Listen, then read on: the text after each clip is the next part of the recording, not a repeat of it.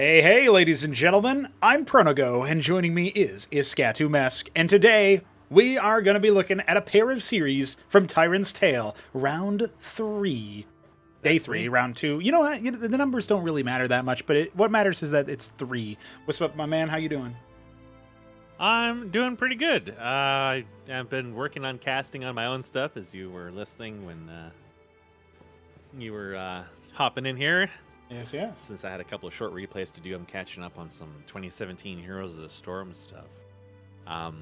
Before we begin, I would like to take a moment to offer my condolences to the friends and family of Dread, who is, if you are a longtime follower of Starcraft Customs, and you're familiar with the campaign creations community, you may recognize him. He was not one of the content creators, but he was somebody who was there in the community for a long time. I've known him probably for close to 20 years.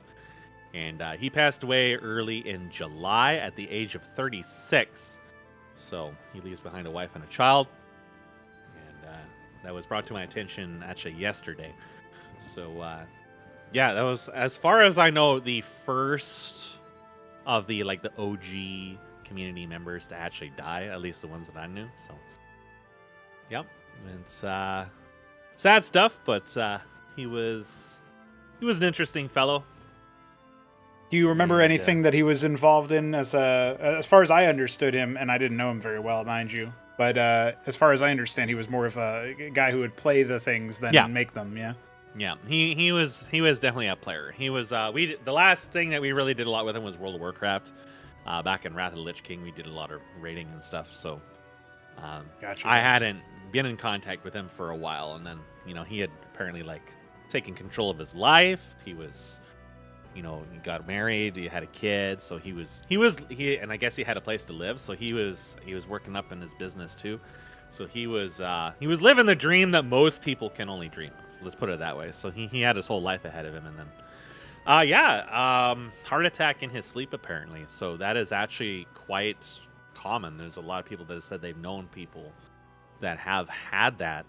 And my grandmother knew people were like this when one of her friend's sons died, and he was like 30 or 40 or something like that, and another person's husband died when he was young too. So it does happen, and it's definitely something to be aware of. Is that at any moment, life is very, very fragile. So always appreciate the people that you're with, your friends and family, because you never know when some shit's gonna go down. There's been a lot of death in my associates and my circles in the last couple of years, so it's it happens, right? Of course, yeah. But yeah, he was a player. He was I think he originally came from the STF, which didn't really amount to anything, but it's like the origins of the custom. So a lot of those people have moved on from now, but I kind of I'm still here. I'm not making stuff anymore for StarCraft other than the casts, but I've been following the custom scene ever since then. Sure, so yeah. It's still kind of front and center for me as we move forward into CNBW and tournament casting today, that this is kind of where it started off from. So those names are still quite fresh to me, and if you are one of those people who believe in an afterlife or whatever, maybe he's watching you right now. Could be a thing, yeah. And so, if so, hope you enjoy the view, man. And especially, like you said, to the family, definitely a rough time to be around, and also a bit of a shocking thing to have it be you find out way later, right after it happens, right? That in and of itself is kind of surprising. So yeah, it was one of the other people that we raided with at the time that told HKS, and HKS talked to him, and yeah, so I didn't hear about until it was very early into July. Actually, he died the same day this year that my grandmother's husband died last year. It's a weird coincidence almost. Yeah. July is a really bad time of the year. July has just been terrible, and the months surrounding it have just been terrible for a while now. So it's definitely a rough spot to be in, especially for his family. That you settle down and that happens, right? Yeah. Well, we'll have to hope that they can make you do without him and sort of keep him in their memory and all that. That's a tough one when it's someone so close. So it's kind of like the community's campaign creations and stuff has obviously languished for a very, very, very long time. And as far as I know, I'm pretty sure that the No Frauds Club, this community, is the only community for StarCraft customs that exists right now. You don't have active actual communities making stuff. SEN has been very dead for a very, very, very long time. And Mapster was never really a community to begin with and doesn't really have customs in it either. The Warcraft 3 stuff might be like the closest you get, but that it's like stuff Hive Workshop and stuff. Yeah, that stuff's been jumbled up in a joke for a while.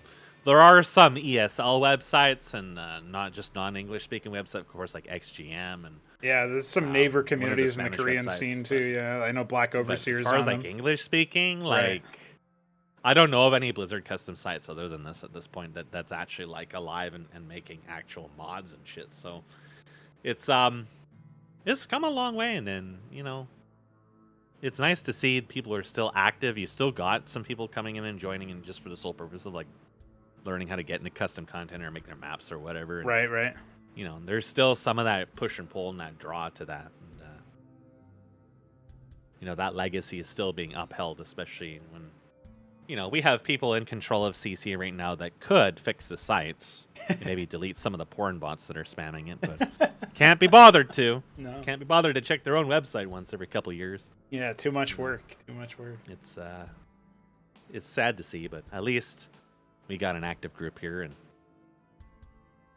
running tournaments. That's something I didn't expect to be seeing in any scope of custom content is tournaments for mods. Right? Yeah. And we have some actual pretty intense competition going on too. That's Way right. back in Armageddon Onslaught, I had a couple guys offering to help testing for me when it's more complete. And they were like C rank or something on iCup. And I was like, holy shit, that's actually pretty good back then. Because it was pretty intense competition. Yeah, so if you were like C+, you were actually probably pretty decent at the game.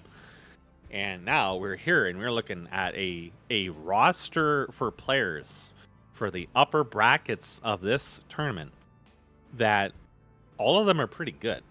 And I don't know if you've seen it, but I casted about 2 hours of Neblime versus Arbus. Oh, that's right. I haven't been able to watch that. Yeah, how were those overall? And those had some, like, the matches were sort of similar to each other in many ways because they had kind of like the same basis for their games, but some build orders did change. But both the players playing at a pretty high caliber. It wasn't one-sided. There was matches going both ways. And it was just interesting to watch because they're like always playing, because Neblime, of course, being in the upside down world and having a wonky time zone, Yep. he's a little stretched thin to get his players. So Arbus is also, I don't know where he lives, but he also must have a wonky time zone because they would be playing at weird hours in the morning. He said he had another set to cast. He hasn't uploaded it yet, but yeah, another 2-hour set almost. Yeah, probably. And, I watched some of his streams too with Biddy B at like 3 a.m. I don't know what he was doing up.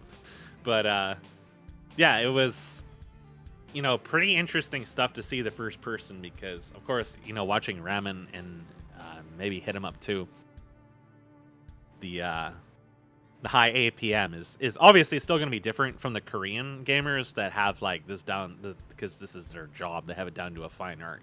But it's still, like, it's very, very fast. But at the same time, it's not so fast you can't follow it. So it's really fascinating to watch, and I think you guys were actually casting FP VODs at some point in earlier tournaments, I think. Yeah, so if we absolutely need to for one reason or another, we have that ability, and also like live FP VODs are sometimes fun to be able to like pivot into in the middle of it. Yeah. So. Yeah, I remember you watching my play and just cringing out of my seat. Well, that was the funny set where we did like a set of games between where like.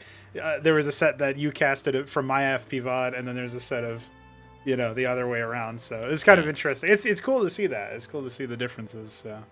Yeah, I agree with you though. Like the upper bracket here, I've got it on the screen. We've got HitEmUp in the Shambler, obviously, today we'll cast. And then Thursday, when we can do day 4, we'll be looking at Top Ramen against Mystery Meat, which is an exciting mirror matchup in and of itself. But even the players in the lower bracket, right? The top 8, the whole 8-player tournament here that we have includes, Arbu's in the lower bracket. You were just talking about him against Neblime. Neblime's also in the lower bracket. Like, they're on the opposite sides of the bracket, but that could be a matchup later on.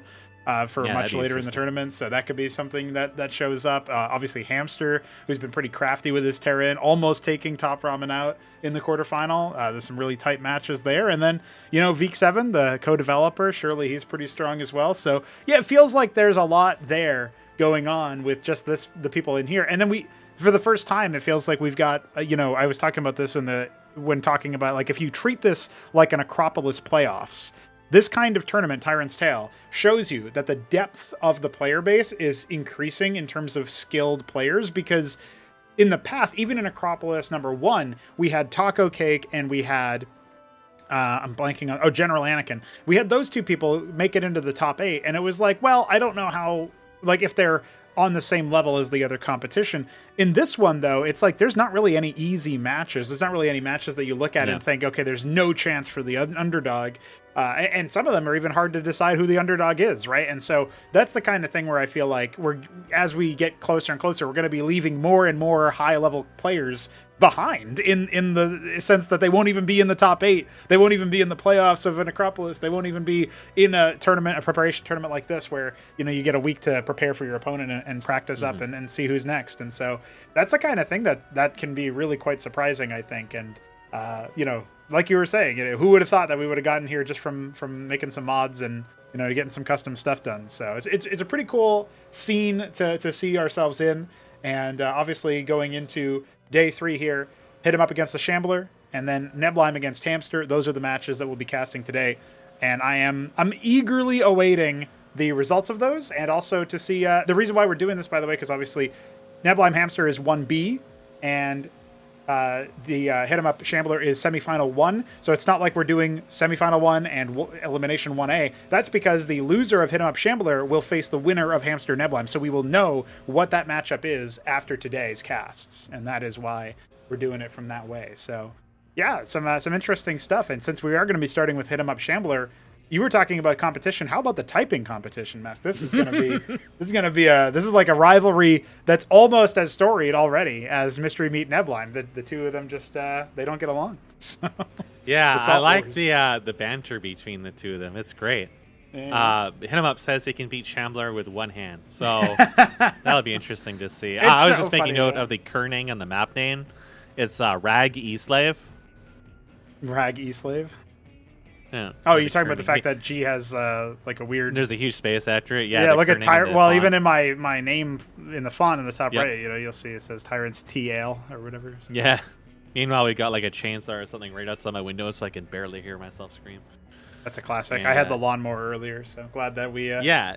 It's this matchup, HitEmUp versus Shambler. I think HitEmUp's APM is definitely higher. Mm-hmm. Whether or not that turns into actual effective APM, I'm not sure. But Shambler has been pretty comfortably taking matches people off at this point. So I guess that's off of like the Vorv Zeth thing. So we'll see if HitEmUp gets trolled by that or not. And I feel like it's very different going up against Tyrant, right? Like, you can't really rely on the Zeth Vorv. So I wonder what Shambler's play is going to be like. Now, we did see Veek7 attempt 7 pools. And Veek did get HitEmUp down once. And HitEmUp even was, like, threatening to, like, rage quit or whatever. And so, like, that's the kind of thing where you could see maybe Shambler starts us off on Rage Slave with that. But it is a 3-spawn map. So it's a little bit risky, right? Like, the fact that, again, HitEmUp... Don't tell that to 3Crow.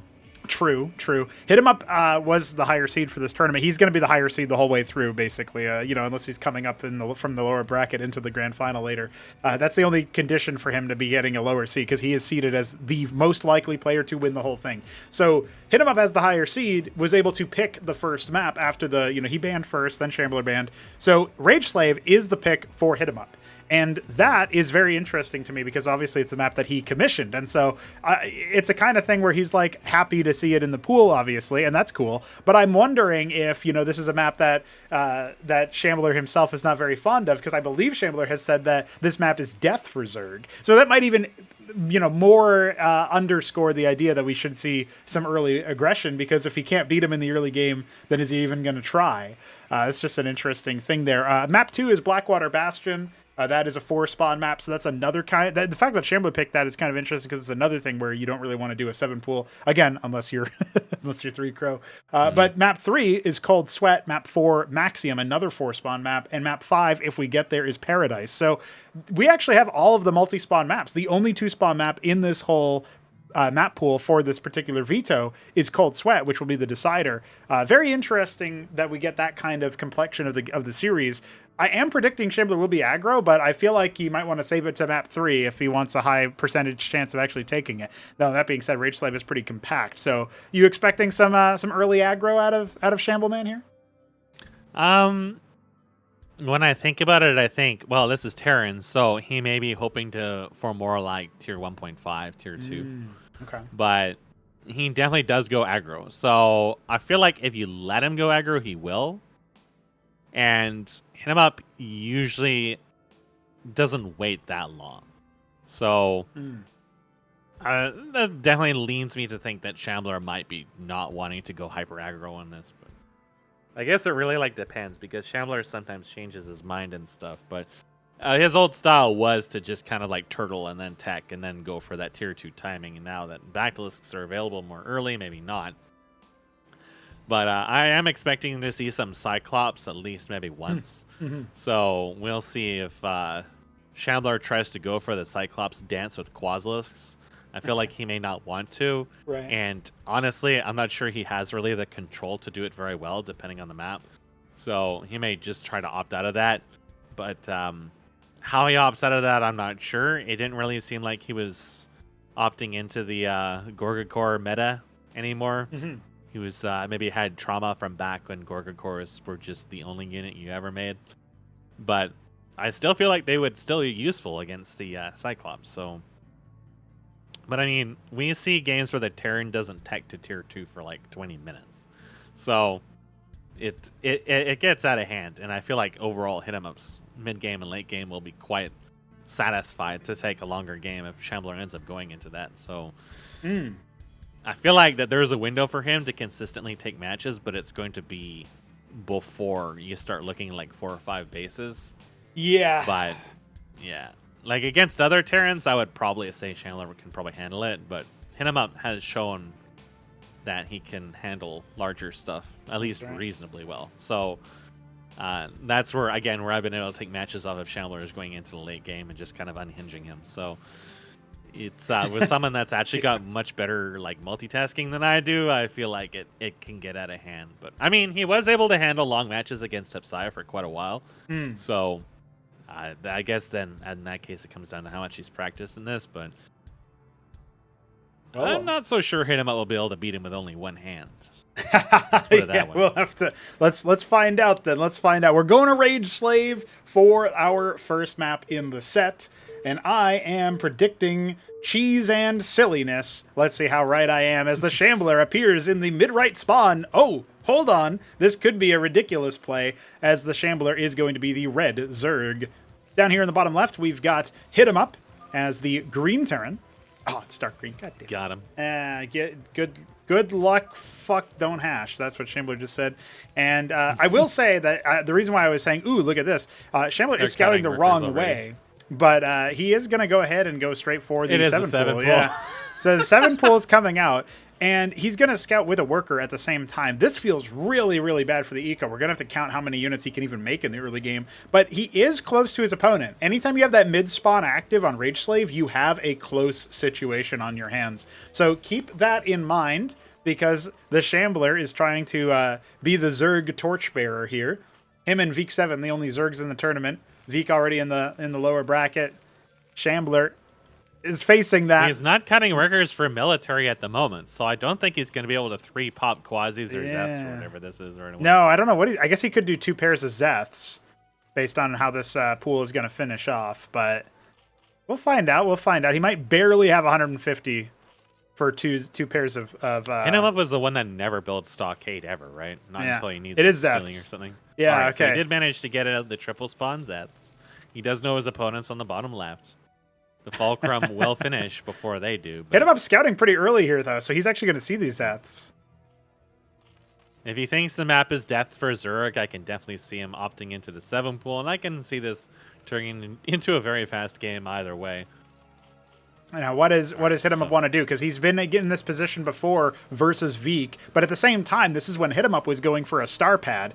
HitEmUp has the Vest Beam, but now going for the anchor. Right okay, he's going to be a little bit more defensive. The second sort of straggler pair of Zeths here that was made after the initial 3. Nice defensive mine layup as well. Okay, so Shambler's kind of busy with the scout, but I think these mine hits are definitely going to prevent. Oh, they do stun the worker making the anchor. That's a little bit rough, but it is going to prevent critical damage from being dealt here, and we've got Cyclops coming out as well.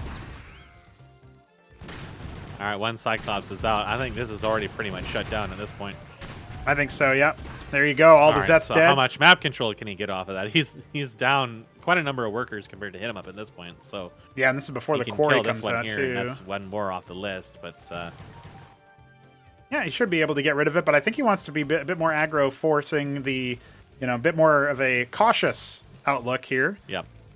Still, the military units plus the anchor, it should be more than enough. This scout staying alive sees more Zeths coming. I mean, this is an opportunity here for HitEmUp to just think, okay, I don't need to worry about moving out because I know what my opponent is doing based on the scouting. Got another vulture for more mines. If he even needs to use them, he's going to go ahead and just heckle on the outside. I don't feel like the Zeths are going to be able to do anything here, Mess. No, they're not going to do too much. He might have wanted to trade them for workers, but then he has literally no map presence. Instead, he ends up trading them for nothing. So, kind of like a worst of both worlds here. And as a result, HitEmUp may be a little bit delayed by the anchor, but he has the units he wanted. The anchor can still be used defensively or to move out or expand or anything he could want to do at this point. Meanwhile, Shambler is down 5 workers. Here it begins. Have we ever seen him go bio? No. I mean, he has done I it. don't think so. But I've never seen that. Odd.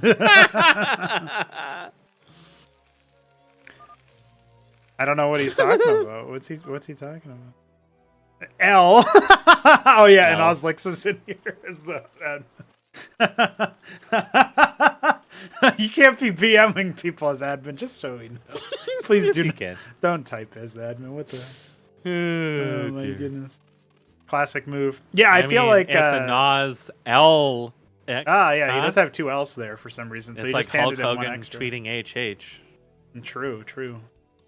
Well, I think Shambler's kind of fucked. The worker count is only a little behind, but he is now going to be dealing with the contain, which is probably going to be able to deny any expanding, and it's just going to kind of go off the battle workers momentum of that battle workers. Oh, never mind. They changed all 3 of them, minds. in fact. Well, he's gonna have to somehow attack this military, while also this isn't happening. I was gonna say he's gonna have to deny the anchor land and attack the military. And he made the Vornath, but he can't really do anything. And there he goes. The Shambler is out of the first game. Yeah, that's funny. I mean, I can't say that I predicted anything else at that point. You know what I'm saying? So this is why I didn't say Shambler was going to go 7 pool, because I figured if he goes 7 pool, he probably just loses. And I feel like he would know that, but no, he thought that his opponent was going to go bio. I wonder why he thought that, but you know what? He is a typer, so maybe he'll type that answer later.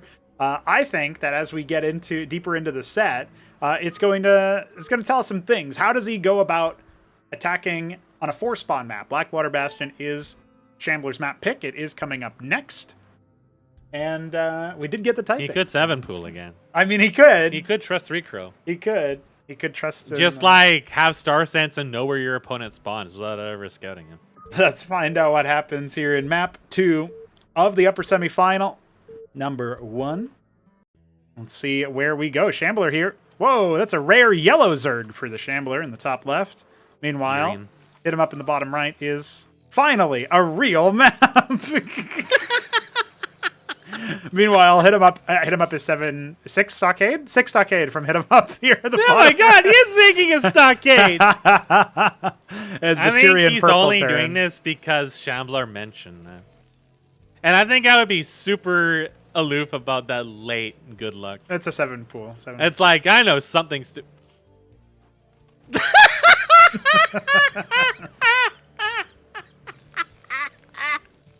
What the hell?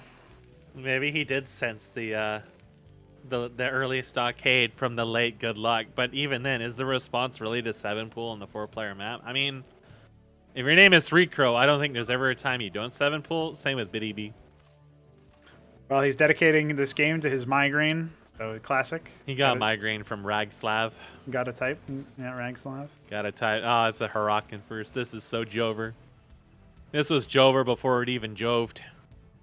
Well, HitEmUp has to find his opponent, of course, but the pool is about to pop, and this time around, it doesn't look like he optimized his mining as much, so I don't think he's barely not going to have enough at the exact right time, but there you go. He still just delay it by a second, and you're good to go. No problem. It is. No there worries. It is.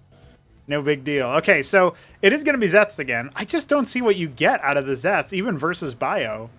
Is it because he thinks he can surround the Mavs or something? Possibly kill the Huracans, I guess. I mean, if he did manage to pick off and kill every Huracan and not lose his Zeths, then it's technically a win, and he can get a lot of momentum off of that. And they are kind of wandering around the map on their own, so the possibility does exist he could do some damage with this. It's kind of funny that the first Huracan has found the 6 Zeths, and now he's being chased down. Yeah, relentlessly. Yeah. So this is good for Shambler, actually. Yeah. This is very good. If he kills this one, now imagine if he kills the second one. Then he's actually in a spot where now HitEmUp has to pull 2 workers to guard that ramp with battle workers. He's not going to get the second one, though. No, he's not. So I don't think you try this ramp at all. I think you just leave it and then just wait for a while. I mean, you could just send some quasis down and try to contain with the Zeths, but you are going to be behind in workers if you end up doing something like that. So, yeah. So now you make the decision: do you double down? Do you think he's going to go double stockade? I mean, he has a Drolet in there. Just so charges forward, and I don't know why he felt the need to scout like with these Zeths. He's going to go ahead and burrow. Battle workers. I don't know. Okay, he's going to go after it, and he's only got 4 Zeths left, and he's not focusing anything down. He spread his damage all over everything, so... I forfeit.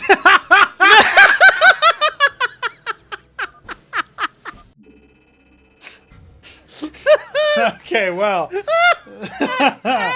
My predictions are always wrong. I gotta say, I really wasn't expecting that. I didn't account for Shambler in my predictions. All right, so I have some insider info here. Here we go. So the Shambler and HitEmUp did end up playing a third game because I told Shambler that he should play a third game. However, the replay did not survive, and Inozlix did not record because... there was a start and stop where there was like a half an hour break where where Shambler decided to rage quit. So anyway, Shambler didn't win that third game. HitEmUp did win 3-0, but it was similar aggression, and then it was just really silly. I think I'm pretty sure HitEmUp went like Ministry first or some shit and still won, or something like that. Don't quote me on exactly what he went. It was something really silly. But it was like a 30-minute game that was just absolute insanity. So unfortunately, we can't see that in action. But I will tell you guys that HitEmUp was the victor of the set. The fact that Shambler clearly had not accounted for his clearly had not accounted for what his opponent would actually do. I'll go ahead and bump up the series number here. That's pretty rough, Mask. That's pretty rough. I don't know what more can be said. Listen, what result was funnier? I think this is the funniest result you could get. I'm definitely entertained. Well, honestly, let this be just another chapter in the HitEmUp versus the Shambler saga. Obviously, if you think about it, HitEmUp starts with H. Hapsea also started with H when he was still playing. And now Shambler is just in the mud, absolutely destroyed by 2 people that started with H. That's H. Hulk Hogan. AKA Hulk Hogan, yeah. Come on my face, brother, etc., etc. So, yeah, looking pretty good here for the anti-Shambler society. The Shambler is cast down to the lower bracket. He will face the winner of Neblime versus Hamster, which is our next match. So, what do you say, Mask? Are you already prepared to go straight into the next one? Because that one was a lot shorter than it probably should have been. I just went some like 10-minute games in Heroes of the Storm that were just pure peak insanity to this, and it's like nothing's changed. Yeah, everything is just like pure violence and tism. Classic move. But I mean, if he like did actually have a migraine, then yeah, I can kind of understand that, because when my migraines are bad, it's like I don't want to fucking do anything. But in that case, I probably would have just tried to reschedule. Yeah, and maybe that could have happened, but it wasn't brought up. Like there were other conditions to this where Shambler had to like start packing up for a trip pretty soon, and so I'm sure there's like a bunch of things. There's like the perfect storm. It's just that none of those were elucidated until after he was down 0-2. So he didn't really explain himself until way later. So, let this be a lesson. If you are experiencing real life troubles and you can reschedule the event, the match, like there's time for it, which in this case I believe there would have been, although don't quote me on it. It would have been up to his opponent, obviously. At least give it a shot. At least try, because then you won't have to say I forfeit and then rage quit. So that would be a positive thing for everybody. Yeah, but then it wouldn't have been as funny. It's true. That was probably peak comedy there. I am a little bit sad we couldn't see the Ministry first or whatever HitEmUp did in the second game, but I'm sad about that. But I hope you guys are equipped with your gamer chairs, because we're about to go right back to Blackwater Bastion for the first match of Neblime versus Hamster. I'll take a moment to talk a little bit about that veto, because I think it's pretty interesting stuff, actually. Let's go straight over to that as soon as I can find it. Discord's UI is great, as always. So we had the veto here for how this one worked out. Obviously, Neblime being the higher seed means that he was able to ban first and then pick first. And so the bans here were Genesis Y banned by Neblime. Interesting, because that was the match that that was the last match he played against Mystery Meat, was on Genesis Y. I wonder if maybe versus Tyrant he's feeling a little bit weak on that, or for whatever reason. Maybe he had some read on what Hamster was going to be doing, because I personally have no read on what Hamster's going to be doing. He seems like a mech player, probably but vultures. Then yeah, Mystery Meat obviously went bio to beat Neblime, and so I wonder if Hamster's taking notes. That'll be an interesting set to see. Hamster decided to ban Oblivion, so not a fan of the desert map for this particular matchup, perhaps. And it looks like after that, the first picks started to come on in. So our starter map is Blackwater Bastion, obviously picked by Neblime. Our second map will be Maxium, another 4-spawn map, so we're going from 4-spawn to 4-spawn. After that, we had the third map, Impetus, picked by Neblime, a 2-spawn map, but it's pretty big. So we're kind of getting a recipe for macro, I feel like, here so far. The fourth will be Cold Sweat, another 2-spawn map, this one by Hamster, picked by Hamster. This is also an okay macro map. It doesn't seem like games can end fast on it, but it's not really biased to any one direction, right? It's kind of like Oblivion in my mind, as like a map that is fairly neutral in that. It's just a very different architecture, obviously.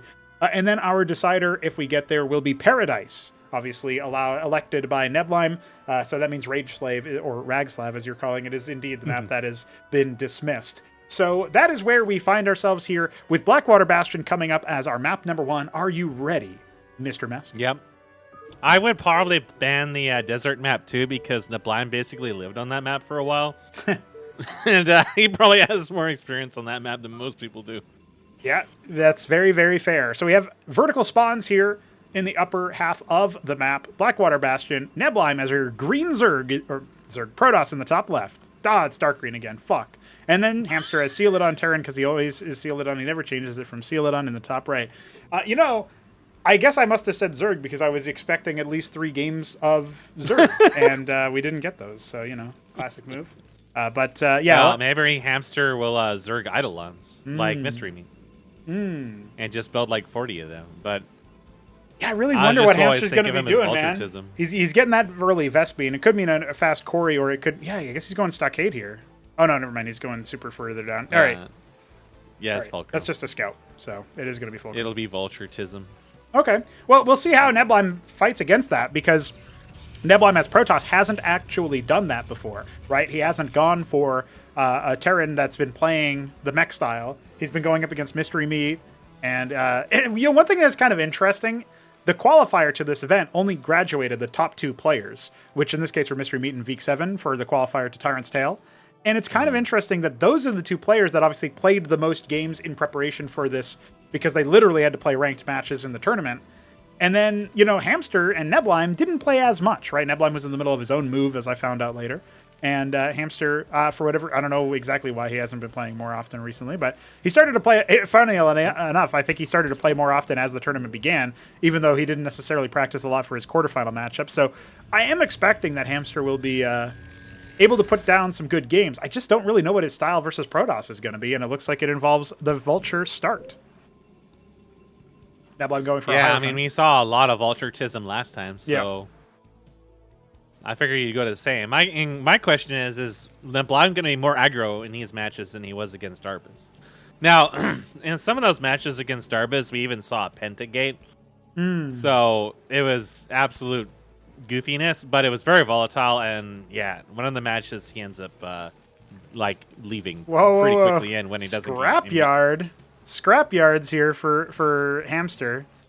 Well, in some matches before, I think it might have been HitEmUp or Ramen. No, maybe it was HitEmUp. Went like Mass Matador.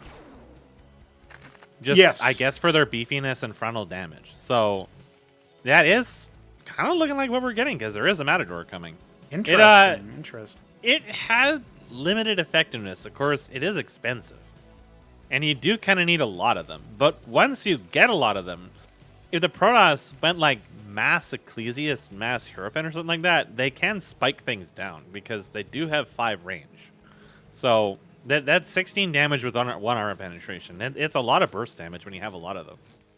And of course, you can deploy them to deal with the Zealots too. So it is something I have seen every now and then. I feel like with the double scrapyard opener, it's probably going to be a pretty like 1 base heavy sort of plan. Mason coming over to repair the Vulture, yeah, but it's slow to get mineral off the impact. Yeah, it's very mineral heavy to open this up because of the scrapyard cost, and then obviously the Matador itself being kind of expensive. So, but they are pretty fast. You know, you can pair Matadors with Vultures pretty seamlessly because of their shared speed. So that's something that it's worth pointing out. And we also see some Blackjacks coming. Not sure about those as much because they kind of compete with Matador and Vulture for weapon range. It's not like a Goliath that has like 2 more range than the Matador, right? So, you know, the Blackjack I think only has 6 range, which is not that much different. So anyway, the Vulture is going to move across. It will see a Vassal. Now, Neblime has talked about how he wants the Vassal to scout what the Tyrant is doing. I don't think he's going to be predicting this, but his, you know, the Scribe at the Natural is obviously going to tell him everything. So, like, oh, okay, well, you've gone for Scrapyards. That's unorthodox. And maybe exactly what you would expect Hamster to do. But there is no Watchdog over here. So he's going to have to use some of these units that are coming out of the Scrapyards to deal with the Vassals heckling his workers. It's a little bit biting. annoying. It's biting. Yeah, so what's interesting for Neblime for me is that he didn't go 2-gate lattice like he almost always does when he gets the lattice. So his unit count is actually slightly smaller than what it would be at this point. We actually have an idol, which I don't think is going to do that well against this at all. Right. But Hamster is not really quite at the unit count that he can fight this. We actually have a very fast Grand Library, which I think is going to go into Cantavis. Yeah, he does like a Storm. Oh, his Hierophant just got absolutely slapped by the Pathfinding there. Absolutely larded and not caught by our Protoss player. However, it might actually allow him to hemorrhage a little bit of health on some of these Blackjacks at the very least. And the Hierophant's, you know, it's slippery enough that he actually hasn't died yet, so. Yeah, he just flies across the map. He's already down in Brazil. Could actually go for a counterattack to heckle the treasury worker or something, you know, a little bit of scouting for it. But no, it is going to allow Hamster to go a little bit further forward, faster than you might have initially expected. First couple Matadors end up hitting the deck.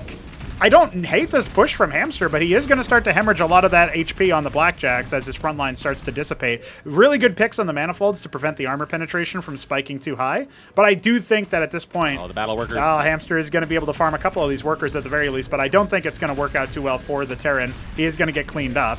This is Neblime, a bit of an unforced error, I think, pulling the workers here. I think maybe he over-invested in that. And actually, his 1 Vassal stopping the treasury from going down is a little bit of a unexpected boon, so unforced errors kind of for both players, but still, Neblime was ahead in workers before that engagement, now only narrowly up by 1, and Hamster still no quarry, so I guess it's not the end of the world. He had the worker surplus, but I wonder if it was necessary to. I think he really just wanted to make sure he didn't lose any military units because he wanted to immediately counterattattack because there's like a timing moment here.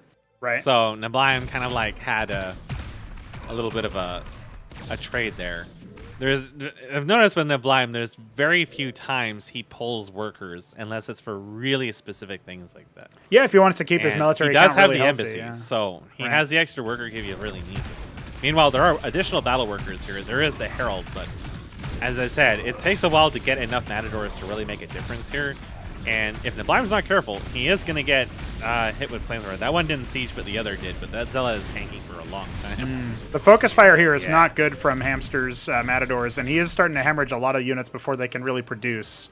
So this is looking a little bit rough. Like, I think maybe he bit off a little bit more than he can chew in the early stages here. Yeah, the Blackjacks are, they can attack pretty fast, but they're not really that durable. So yeah, he needs a front line for them, and the front line's already dead.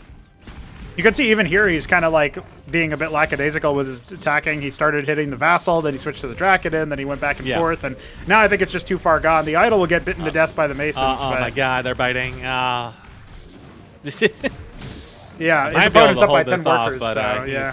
He's losing a lot of workers and units in the process. There you go, one down. Got the Vassal down. That's the most dangerous of them. Meanwhile, this Zealot just doesn't give a shit. He's got 5 kills and counting, so... Yeah. Rough game there for our homie in the Hamster, but that is going to be the opening match in favor of Neblime. Takes his own map pick. And, you know, that's... I gotta say, I wasn't sure what Hamster was going to do. Well, Neblime definitely didn't know what he was going to do either, and still ends up coming up on the victory. Up 1-0 in the set so far as we move on to map number 2. It is Maxime, another forest bomb map. We didn't get our macro one out of that first one. I think maybe now Hamster goes back to a more traditional style of mech play, or maybe he breaks out the bio at this point. Either way, though, I don't know he's going to try to do the scrapyard push again. Maybe he could break it out later on in the set after, you know, they trade a little bit or something, and then he's like, okay, are you going to expect me to do this again? But I think so far, that style that Neblime did, the gate into lattice, he gets a good scout off, keeps a military count somewhat conservative, he goes for an embassy so he can stay healthy on one base with his economy. Like, all that seems fine and safe. I think Neblime could conceivably open with that every single game in the set. Yeah. Yeah, the early Herald was kind of interesting, too. I was expecting more Cantavis. I think if the attack had been later, then we probably would have seen Cantavis at that point. But that was definitely something different from Neblime. I didn't see that in any of the other games. But I guess against Tyrant, it kind of does whatever. I mean, the Matadors are kind of short range, so the Herald does make some sense in there. With some of the front line, I mean, the ones that last a really long time even without it. But the push of the ramp was a little rough because of the focus firing, and of course defending inside his base didn't really go so well either. And Vassals are obviously the best unit in the game, and they just destroy everything they touch. So it's it is some recurring theme I saw is that when Arbus had Vassals, he started winning. Yeah, interesting. Secretly, Neblime's weakness is Vassals. That's why he makes them. That sounds Conquer about your right. weakness. Yeah, I feel like that could very easily be the case. So. You know, I am a bit curious as to how things are going to end up going as we get a little bit deeper into this set, because I do think that Vassals play a role just in terms of scouting, figuring out what your opponent is doing. But I think versus Terran, and versus all races, but I think especially Terran, forcing them to burn some of their minerals when they were going a scrapyard comp on Watchdogs, which are not going to be useful for the push, that's kind of like the perfect thing that Hamster really didn't want there. It's a very small point, but, you know, 100 or 200 minerals is 1 or 2 less Matadors, 1 or 2 less Blackjacks.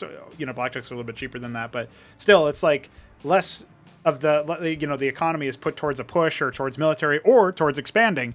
And so that kind of thing where Hamster's trying to be aggro and then Vassals come out just to scout, but also to heckle a little bit, does mean that there is a meaningful difference in how hard the push hits. So still an interesting theory. Maybe the build could actually work out, but versus a Protoss opening Lattice, which Neblime seems to believe has to happen, at least based on his talk so far in the public, you know, it's one of those things to think about. So let's get into Maxime, map number 2. I do feel like Neblime has the advantage in the set for sure, but Hamster, he has surprised everybody many times before, and he will be in the bottom left as the Celadon Terran, up here in the top right, or sorry, top left. What color is this? I'm going to say maroon. All right, I'm right. I don't believe you. I don't think you're cheating. And just to confirm, yeah, that is Celadon there. I just didn't even bother clicking on Hamster's units to confirm. I feel like if Hamster had gone Vultures instead of Blackjacks, he would have done way more damage. It had the mines as well, yeah. I feel like that's a fair point, yeah. If it was Vulture Matador, the Matadors would have been able to do okay. I think maybe the Blackjacks were there to try to deal with any like air shenanigans like the Vassals, but Yeah, I'm not 100% sure. Pretty sure Matadors can hit those, can't Yeah, it's a little harder for them to chase him down, but you don't really care as long as you're dissuading them. they? Yeah, as long as it's. I mean, he's gonna make a few vassals, but it's only gonna be a few of them. And Right. the thing is that even if the blackjacks kill the vassals, as vassals do some damage to them, their effectiveness is reduced. So now you're already kind of struggling against what is basically a sustained comp. You really want to have some more burst out of it. So yeah, some units were living a lot longer than they really should have. Well, also the blackjacks, because of their passive wear and tear, it does mean that they deal less DPS and move slower as well as you reduce their overall HP, which means they synergize really nicely with, like, if you go Stockade Vestry and then you start adding clerics or shamans, you can start to get a lot more effectiveness out of the blackjacks, but that's something that obviously there was not really any room in the build. Yeah, if you're going that kind of build, then it just feels like you just want the Matadors and then like either Cyclops or Vultures or something to go with them. Yeah. Yeah, I think Vultures would have been a great pick. You're a tanking comp now. Like, you're literally armor and slow movement and sieging. So having a chunk of your damage get chiseled down by the vassals while they're trading with him is not really that good. Well, this time it's going to be a Fulcrum opener. It looks like Hamster's set up for another Fulcrum after that. He's got his Mason idling over there for now. Has scouted the Box Scout, and it is going to be his opponent last, so the Vulture's already heading up there. One of the benefits of going for the Vulture out of the Fulcrum is that you can do this kind of finishing, maneuver on your scout and save your Mason from being destroyed. And the Lattice is going to be out after the Hierophant. He pulled his worker away without building the second Fulcrum, but then he moved it back, and then it trapped a Vulture that came out, and it spun around aggressively. A little bit of a Tism moment there. Only Lard path. So these early Hierophants really will control the Vultures, but well, think about this. Doesn't opt into that second gateway, they can get overwhelmed here. Well, Neblime has done pretty well to remember the positioning of that second mine, because otherwise that Hierophant would have been slapped for sure. As it currently stands, it's going to go ahead and march away. Taking a little bit of hull damage, but nothing much to speak of. He's got to watch out for this mine. It could end up happening. There's Neblime realizes built in this third here. Ah, there we go. We love that. He's really got it. He really can't allow the Hierophant to die here, because that's like so much of his ability to thwart this initially. He does have vassals on the way, and there is no anti-air just yet. It's 2 Fulcrum Vulture for the time being. But with that anchor coming up pretty soon, that will shield the Vultures and their shenanigans. Unfortunately, though, Hamster is going to allow the vassal to scout him. And oh my God, he's only loaded one Vulture into the anchor. He's got to scoop the other one up. Oh, Get him. It's no. It's a kerfluffle. Oh, it's a kerfluffle. No. Go ahead and unload him. See if we can get into the back here and see what's going on. It's a good scout, I guess, but it's pretty expensive to lose the anchor and the Vulture for that. He does kill one worker. So one worker out of it.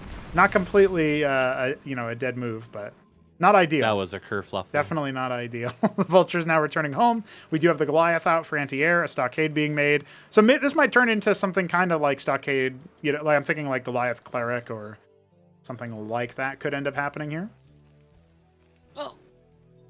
Well, a lobster tickled the Ecclesias. Oh, one vassal's down. Yeah, nothing too much here for Hamster to act on just yet, but he knows his opponent is gone for the 2-gate. The 1 gate, 1 lattice, and then the 2nd gate as the follow-up. So Hamster is adding some pressure here for Neblime. Yeah, maybe waiting for this counterattack to come and then might retaliate. It is largely Drakenins coming out now. The embassy is en route. Oh, Neblime might be thinking about building a base behind this because he's cut unit production for the moment. I think Hamster's going to go Savants. We haven't really seen this as an option too frequently, but he might be going Covenant to make Neblime overcorrect versus Eidolons, and then just say, no, I'm going to go for Savants. Now, at least one Mason is going to die here. One of the Goliaths decided to be preemptively moving down to maybe catch them if they go over the natural, but that's not even where they went. So losing one Mason, it's not the end of the world. Hamster only down by a few workers here. And the mine coverage is pretty good to prevent any forward push. Does need to put down a town center here, though, and there's the first Savant in production. All right, so it's not Eidolons. That's interesting. Nice big stun over there. Maybe Eidolon might be a little too telegraphed. Yeah, also, you can't really make it work off of only one Covenant, I think, whereas the Savant individually each individual savant will help you a little bit more, I think, is the thought process anyway. Nice mine hits here. Hamster was a little more on the ball there. He could have definitely gotten in some picks. He can still get some off of these mines. Yeah, he's going to grab that Ecclesiast here. Thinning out the horde of man-slaying vassals. I think we have a Canada moment or something because we're not on double brain cells. Yeah, some kind of Canada's going on. That's all right, though. I'm sure it'll be fine. It'll turn out your internet in the new place is complete shit because all the lines are corroded. Nah, it seems all right, actually. It's pretty comparable to the old place. Now, with the Savants garrisoning the anchors, they are in power siphon mode, as far as I know, which means that as you attack into the anchor, the ground troops are going to start losing combat effectiveness because they will lose attack speed as they get in. So that's an interesting thing to be dealing with. Grand Library coming in. So maybe a similar kind of situation here where Neblime's going to go for the Herald as the follow-up, is what I'm thinking. Could be Herald again, yeah. It might be Cantavis. I think if it's Vulture heavy, he might not bother with Cantavis because it's kind of a little harder to catch them. This map is so open, but there are a couple of choke points he could possibly make use of Cantavis' in. His gas is not really at a good point for Cantavis, though, and he hasn't built an expansion. And he is mining from this treasury here. Kind of surprised we didn't see the 5-gate all-in on this map that he really liked. Yeah, I wonder how old those... You can get 3 bases of mining on this map very easily doing that. Oh, interesting, yeah. Yeah, I guess that would make sense, because you can just go for the mineral harvesting of the treasury. Now, Hamster's going to try to move out over here. He is going to be able to send back and eventually pick that poor Hierophant, but the Savants are on the front lines here. That's not really where they want to be. They want to be behind the Goliaths, and right now 2 out of 3 of them have already been picked, but those Zealots are eventually going to be brought down. It does feel like there's a little bit too much here for Neblime. Those Masons are not repairing. They got to repair the wounded Goliaths. Still, I think... No, they've turned into battle workers. Draw your swords, men! I don't know what's going on there. That anchor's empty, by the way, so definitely needs to rectify that. He's set his rally point in motion, so now... Neblime doesn't know it's empty until he brings over his witness. Then he could click on it. Maybe he did. He can. That is a possibility in Cosmonarchy. Detection does reveal what's in the cargo, or a lack thereof. Canada. Indeed, Canada. Clowngate. I have no idea. Who's Clowngate? Why are they in this game? JK, that's a mess. Well, I guess what I'll do is I'll screen share you the game. That's very strange. I'm not lagging on Discord, I don't think. Yeah, I'm not. Vent isn't lagging. Neither am I, so... I am very confused by this. Jesus Christ. All right. You had a Canada moment. That's okay. We have those sometimes. Looks like we're all good. I have the stream up for you, so you can see what's going on.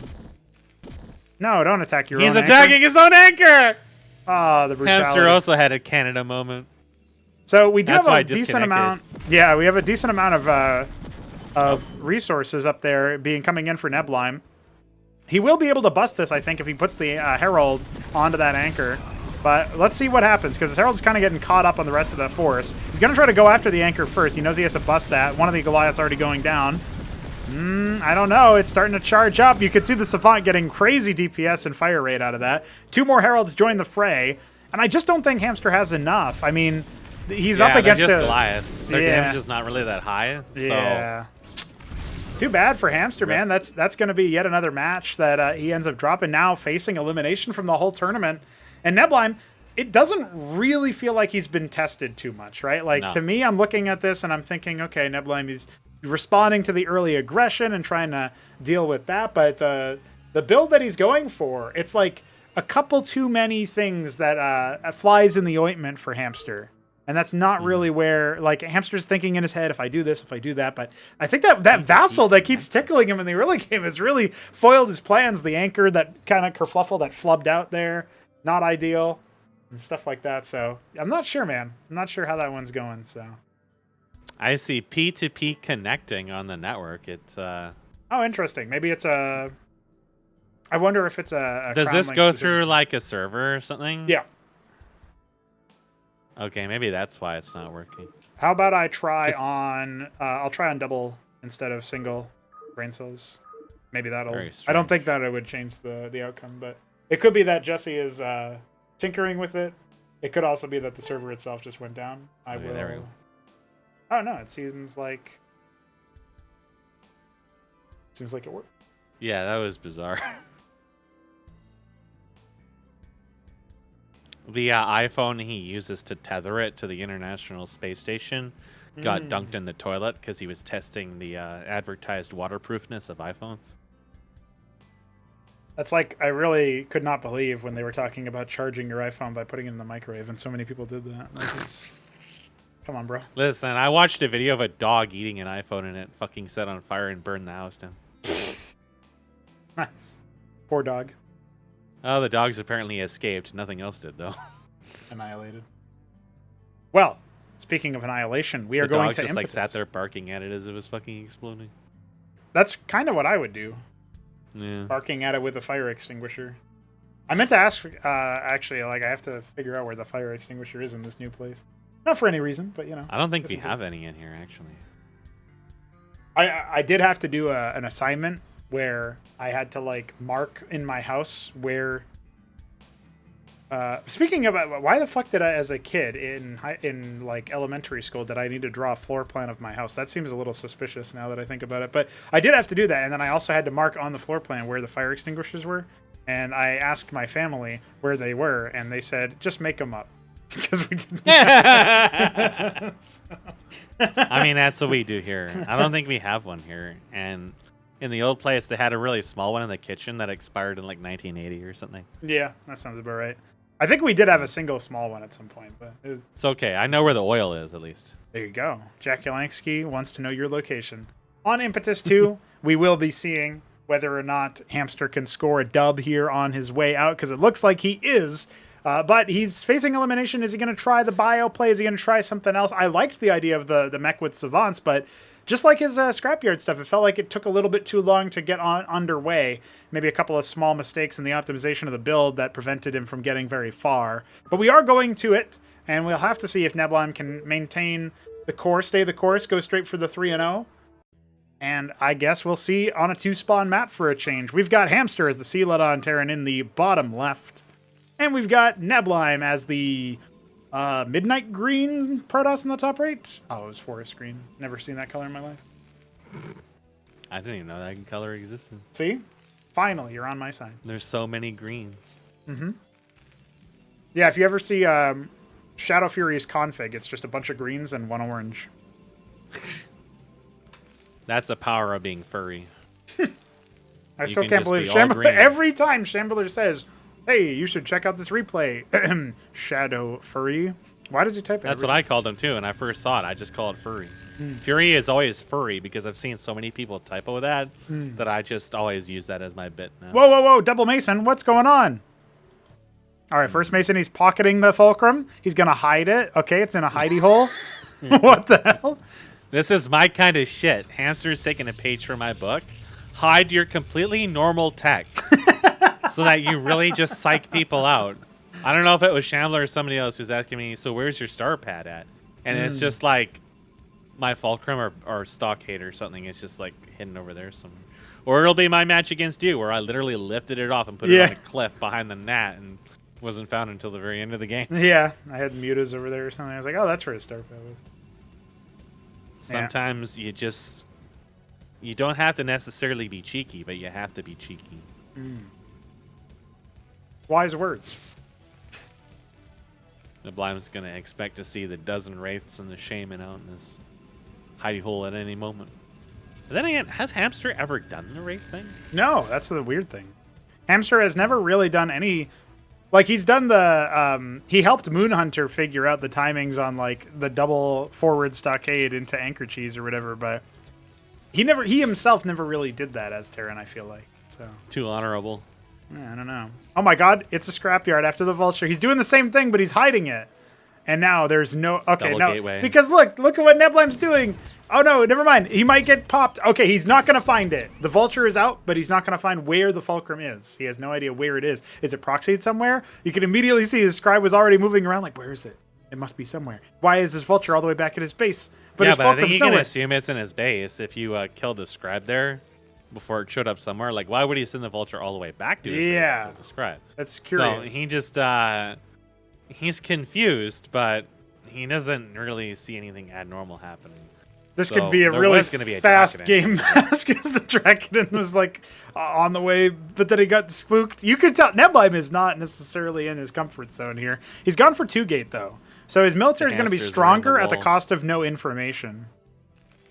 The hamsters are in the walls. Wait, why did we get a? I got a ping down here. Did he attack something? The Matador was shooting a worker, I think.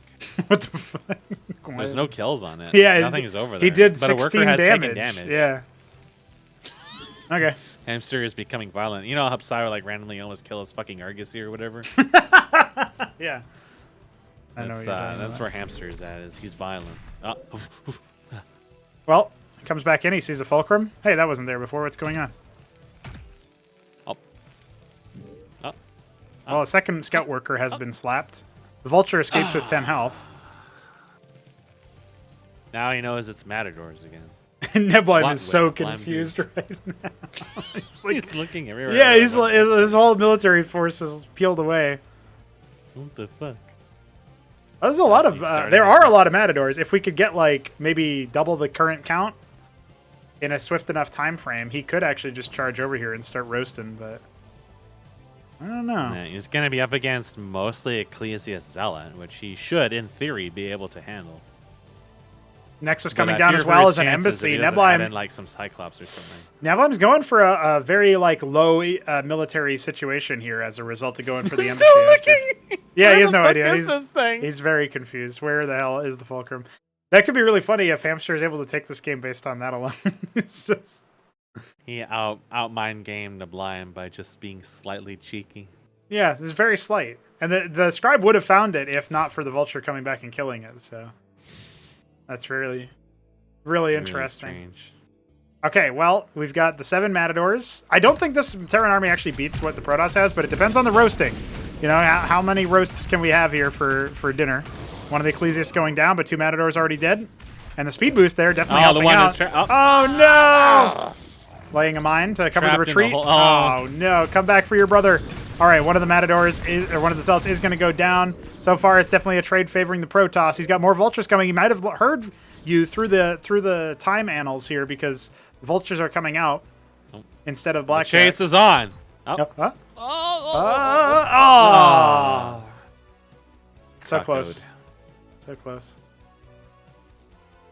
Well, a third scrapyard is about to finish. So I guess Hamster can save his Vespene for tier 2 or something while he tries to bunker down, so to speak. But I don't know. I don't know if he... I mean, he's not in danger of dying, surely. He's got enough blackjacks to avoid that. And the Vultures can help give chase a little bit here as well. That's another really good benefit of the Vultures. Yep. He's able to punish this quite a bit, which helps keep him in the game. The Witness is coming over to peek on him, but nothing that Neblime doesn't already know. And he's going to even get this other... Oh, He would get it. There you go. Oh, there, he Focused got it it. down. Those are really good because then he can tank those a little bit more efficiently. Yeah, he's Just actually has to giving tickle chase down pretty that. nicely here. Zealots are going to just occupy the time a little bit, but not really to it. Now the Vultures are dead. We need to see another round of those, but that's not actually what Hamster is making. The Witness finally found the cheeky fulcrum. It's the first time Neblime has actually set eyes on it, and he's putting down triple Warden. He's got the Battle Workers masked up, so he should be able The to hold Neblime this. Classic, I'm surprised it isn't like quadruple Matrix.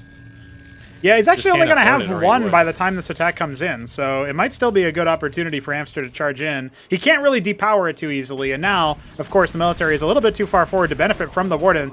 Now, that is going to supercharge the units to move a little bit faster, but you can see the Blackjacks are able to be pretty efficient here. They just need to be able to focus on the same target. And there goes yet another Ecclesiast, but I think at this point the static defense is up too high. Yeah, sure, you'll pick one Warden out, but there's That's no... not really worth a trade. No, there's like 2 or 3 more Blackjacks that hit the deck as a result of that, so not ideal. Well, it gives Hamster a little bit of breathing space. He'll be able to take this Nat at least, but Neblime is soaring ahead in the worker count. Yeah. Stargate, here's the follow-up. And the Interesting. Stargate. This will probably be Gladius's. Every time I think he's going to make Exemplar out of it, he ends up going Mass Gladius instead. So you've decided to hedge your bets? Which, in this case, is definitely quite viable. Like, the Matadors can definitely kill them because they're not really that durable, but he likes to sit on them for a while and get a big stack of them. You might even see him add in another couple. But the bouncing balls will just be a real mess for this turn forced to deal with. There's no sustain, so Yeah. every bounce is going to be brutal on those blackjacks. But he's taking so much damage trying to poke into here. Like, there's not really any point poking into here when you see that much static defense because you can't sustain the damage. You don't have any sustain in here. So he ends up not accomplishing very much when he could just kind of like sit there and just camp for a while and have eyes on how big the Protoss army is getting. And I think that would have been a good move, right? Because now Neblime's free to go ahead and take his Nexus, and he looks like he is going to go Exemplar. So, you know, the one time you don't predict him to. Yeah. Either of them work in this case. He's normally gone Gladius, but that was against Protoss, so I've never really understood why, because he has had success with them, but it takes a lot of them to get that. But the Exemplar is better at poking, and the Tyrant, I guess, isn't as mobile, so he figures it'll just be fine. You can get a little bit more mileage out of 1 or 2 Exemplar than you can out of 1 or 2 Gladiuses as well, so the real question is he going to add in more Stargates? Is he going to commit really heavily to it? Because he can. The Terran has delayed his tier 2 quite a bit by doing this. So if he wants like an immediate response, he has to go Goliaths again, which is not going to compete with the Protoss once the armies get really big. So you can definitely lean pretty heavily into air at this point. Kind of surprised we didn't see like the Lattice.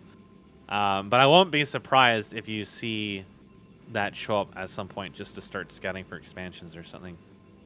But I don't know. Neblime seems to be doing his standard here. He's going to wall up. One thing I noticed about Neblime is that as he starts expanding, he doesn't usually add gateways. He just starts adding other tech to it. So while he still uses the gateways pretty much nonstop, usually building Ecclesias, he will end up splitting up his production quite a bit. So yeah, second Stargate coming. The Tyrant at this point basically needs tier 2. Like he's desperately going to need it. Protoss is going to be on 3 bases. His worker count is still quite high.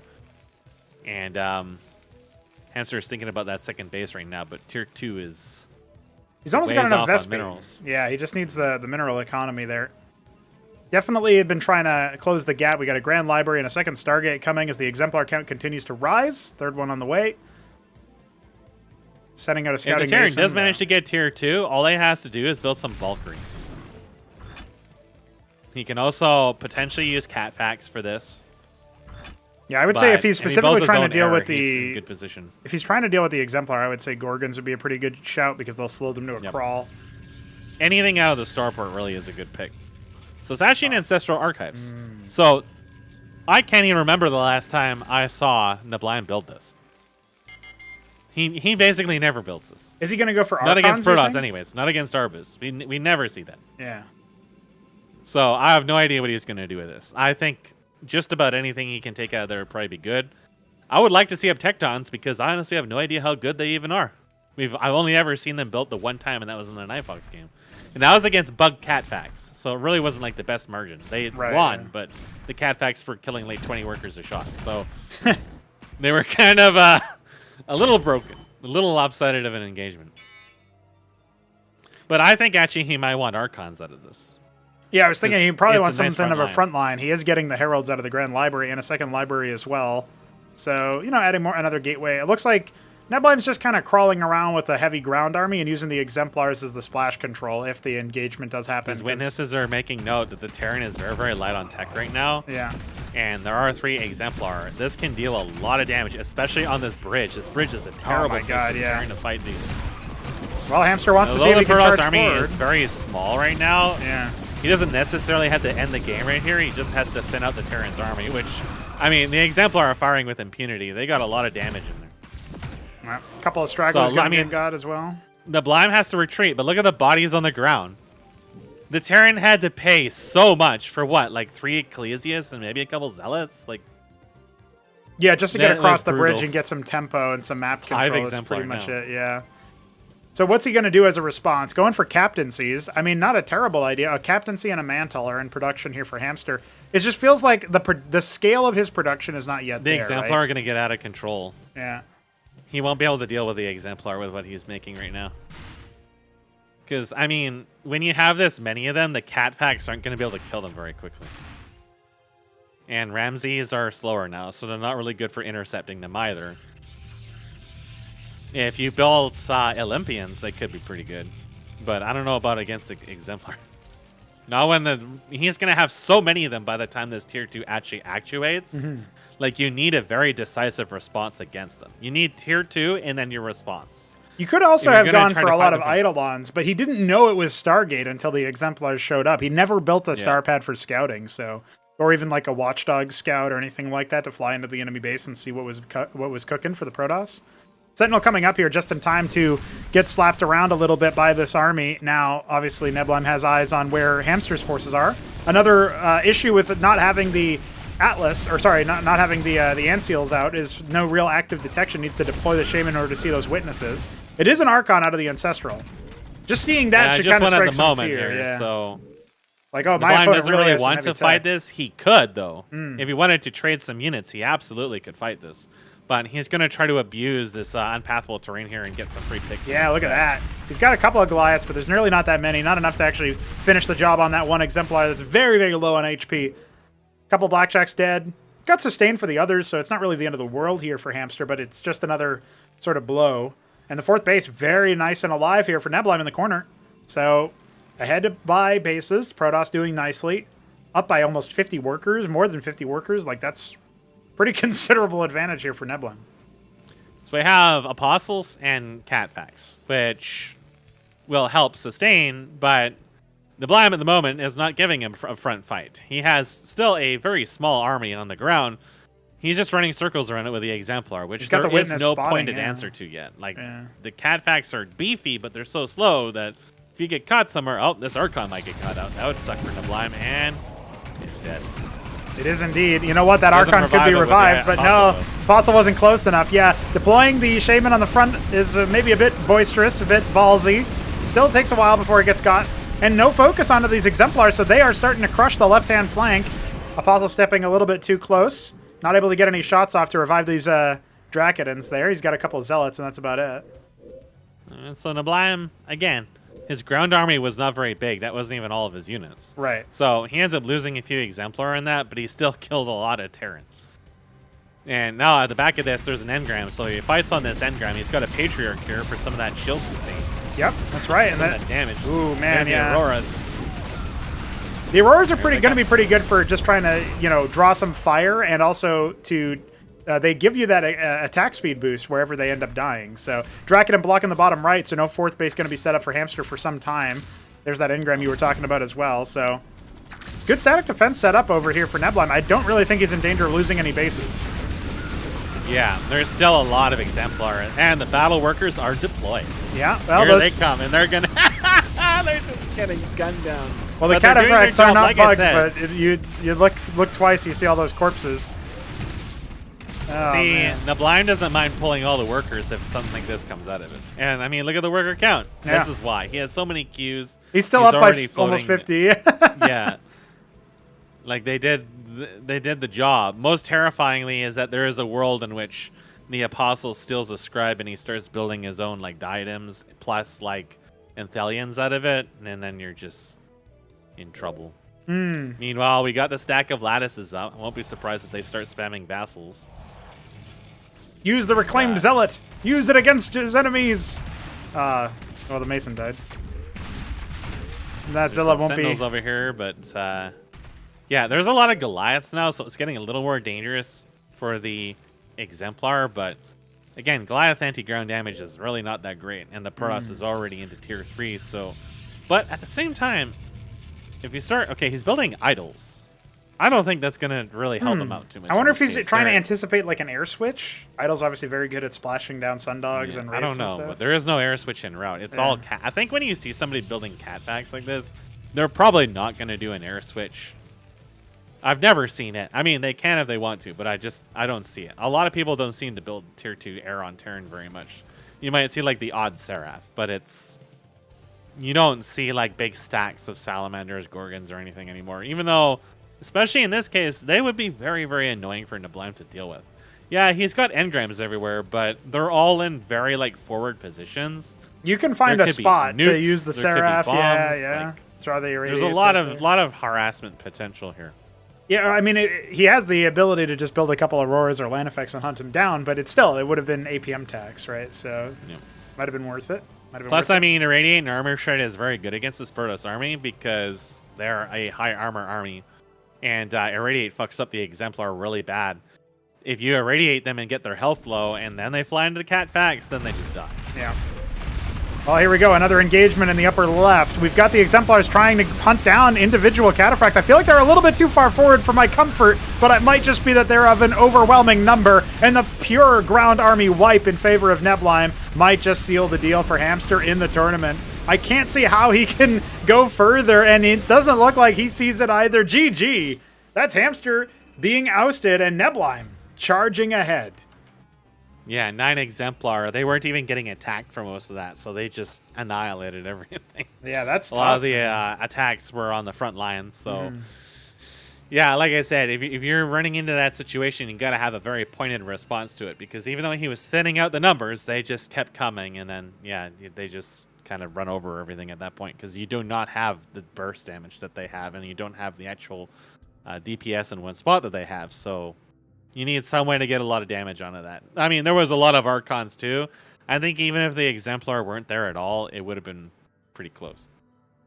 Yeah, to me, I feel like a lot of that match came down to the fact that there was so much more economy for Neblime. Yeah. He got the expansion. Every expansion that was taken, he got up faster. He had a 5th base coming before Hamster could even land his treasury in the bottom right. In fact, I don't think even at the end of that game, he sent any combat units to clear that Dracodon that was blocking it. So the map control, the scouting, the info, it was all in favor of Neblime for that ordeal. And it has to be said that an impressive series from him, definitely looking like a much rejuvenated player after his loss to Mystery Meat earlier in the tournament. So, this is one of the reasons why we have those lovely double elimination brackets, so that we can enjoy the fact that even if you have somebody who might actually be on track to win the tournament potentially, they still can, if they lose once, they can still go a little bit deeper. And so that's where we find Neblime. He's going to have to face off against the Shambler, who maybe is looking a little bit rockier. That's going to be the elimination 2B later on Thursday. But or no, not on Thursday. That's actually that's going to be round 4, so that's later. But the going a little bit deeper, though, that does mean that we need to wait a little bit before we find out who faces HitEmUp in the upper final. That's something that we'll find out on Thursday. So... yeah, I mean, maybe these matches kind of went the way that we expected in terms of who actually won, but I feel like the complexion of them, the fact that they were both 3-0s, that's a little bit surprising to me. I don't know about you, Maz. Well, I was expecting to see more out of the Shambler match. Yes. I think it would be very fitting if Shambler ended up fighting against HitEmUp again, except this time HitEmUp rage quits out of the whole thing in round 1 for real. Like he threatened to do on... like a 6 pool or something. Like he just goes completely all in, and it's just like, no, fuck this, I'm out of here, bye. That would be the funniest response. But no, I wasn't sure Shambler was really going to take a round off of him, because HitEmUp's been playing very, very well, and Shambler is kind of like a wild card, but I figured even if he didn't take any rounds off of him, that there'd be at least some very close matches.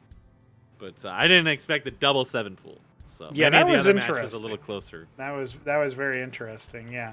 And, for what it's worth, I do think that Shambler is a better Zerg player than what he showed on that day. And so maybe we'll actually get a little bit more. I will say his match against Neblime was played on the same day because they were trying to sort of crunch it for that. But I don't know. Like, it could just be more of the same, where Shambler has a bit of a capitulation here. But that's something that we'll have to find out later on, obviously. And I'm still, I have some hope for the homie to be able to pull through and type his way to victory. I did think it was really funny that there was typing from like the first few minutes of that set. As short as it was, there was so much typing to be had. So, And then in the second match with Hamster, I wasn't sure Hamster was actually going to take a match from Neblime, because Neblime is like such a consistent player that I think it's really, really hard to catch him off unless he does something really hyper aggro, which it doesn't. I didn't feel like he was going to do that against Hamster. Even him not taking that one base in like the first match for a while felt pretty aggro for Neblime. But sometimes he does go hyper aggro, but I think it's more against opponents he really plays up against a lot. Whereas while Hamster has had some pretty strong early games, I felt like that maybe he was a little nervous about Neblime, or at least not entirely sure how to approach that. Because like with the attack in the first match, that was pretty all in. And the cheeky Fulcrum was pretty funny though. But it's Neblime's like mid game and late game is really, really, really strong. So even if Hamster is able to keep him on his toes, I feel like if he hits the mid game or late game, he's in deep shit. But he got pretty close to actually taking some of those in the early game. He definitely had a pretty strong early game showing. So that was like I remember back when we were watching his Zerg, where he would be pretty passive for a while. So it's definitely interesting to see like the more aggro stuff out of him, and I think that he has definitely been improving. And I think he definitely had Neblime on his toes for a little bit during that. Yeah, I will say it didn't look like a comfortable early game for Neblime in any of the matches, but it definitely, like, the fact that most of them were pretty short makes it seem like, oh, Neblime had it easy. But I think in practice, like, if, you know, you're not really on the ball, if that's just how volatile it is. Yeah, if, you know, Hamster goes for this early gambit, then, yeah, it can absolutely come back to slap you around a little bit. So I think there's something missing about the Scrapyard build. Like, I do think there's potential there, and I like the Savant inclusion as well. I just think that there's something missing about the timing of it. Like, somehow Hamster has to devise a build where the timing works out better. And maybe there are just currently, like, better options elsewhere in the races tech I tree think for that the right? Cyclops is generally better than the Blackjack for what he's trying to do, because a part of the reason why the Protoss is beating it is because of Ecclesia Sustain. And if you force them to move by having Cyclops, then they get less throughput damage onto the Matadors, and your units aren't suffering as much from trades. And some of the attacks and poking into the defenses without having enough to actually get rid of them really took a lot of steam out of him. So, and then of course, like, the response to the Exemplar wasn't really like, a lot of people just go straight to Catfax, but I actually just kind of think people have been conditioned into that because of the multi-attack being busted and people not realizing it made them think they're stronger than they really are. So they just kind of use them for every matchup, even stuff that they're really not that great for. And I think that if you're coming into tier 2 and your opponent already has like 4 Exemplar and is obviously going to be making more, and they have like a sustain comp, which is like Heralds or whatever, you probably don't want to build something that just does small amounts of damage over time. You need something that's really, really, really decisive. And I think that in that specific case, Hamster was already behind. I mean, the economic game is its own thing, and that definitely was not making that any easier for him. But definitely some build order considerations there that could have helped a lot. Like there's been a few games, I think some from Ramen as well, where I was mentioning that having a couple Seraphs out really makes a big difference, even if you're not really like using them a lot. Sometimes the Seraphs will die for terrible reasons, but as long as you're like getting Irradiates off, you get like, if you have a stack of heavy air like Exemplar and you throw 1 Irradiate into them, that is so much effective damage. Plus their Armor Shred aura is so useful just to have around, and detection to kill the fucking witnesses that are everywhere. Neblime always has witnesses everywhere. And sometimes I would see Arbas kind of like slip on having counter witnesses. And what that means is that Arbas will miss out on the fact that Neblime literally has witnesses everywhere. And in a lot of the games that Arbas is taking off of Neblime, what I noticed is that he's more on point about counter witnesses. So it's something that you don't really think about that much in this, even though witnesses are early compared to observers and Brood War. But they're just all over the place. Like, the Protoss is always going to be building these. And then the Protoss always knows your army composition. He knows how much production you have. He knows how much eco you have. And then he can kind of do what Neblime did, which was have a very small ground army for a while, go very heavy on defense, and then just kind of like delay you with that air stack. And then since you're not responding to the air stack, he keeps getting very, very efficient trades. And then before you know it, he uses like 30 workers as his ground army, wards an attack, and is still almost 50 ahead of you. And then suddenly has like 4 or 5 Archons plus everything else, plus like 9 Exemplar or something. Yeah. At that point, it's definitely gotten a little out of hand. Yep, the eco, I think, ran away from Hamster in that, and the response to that is trying to defeat the opponent's eco with your military force. But something about the timing of those attacks, and maybe the fact that like that vassal play that Hamster might not have been super familiar with trying to play around, just didn't end up working in his favor. So at any event, I do think that the Tyrant experiment for Hamster hasn't necessarily worked out. I think he was pretty, strong versus Ramen, and so seeing the come down after that might just be an unfamiliarity of the matchup that I'm sure with enough time he could grind up and get better at. I do suspect that, to your point about the Shambler as well earlier, that he should be able to do a better job going up against the next round. But, going up against Neblime, that is. But Neblime, I think, is still going to be the favorite for a while longer, versus the Shambler, if he moves past the Shambler, versus whoever he would be playing against next. You have to figure out how to get Neblime to start typing and tilting. I think that's how you beat him.